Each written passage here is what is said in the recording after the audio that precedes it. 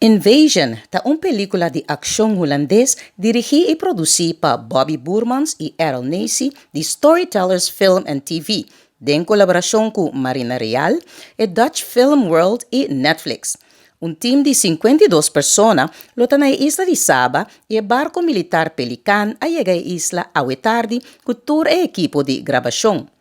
E caminda pa subi Mount Scenery e area di Eco Lodge lo keda será pa ku esaki e oficina di turismo di Saba tapi di indulgencia pa ku esaki.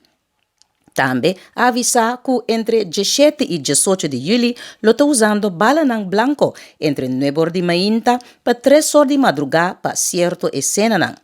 Storytellers and Film TV tambe ayega di produzi e série de televisão popular Hoogvliegers e nangagraba esenanan pa e pelikula Invasion na Aruba e Curaçao tambe.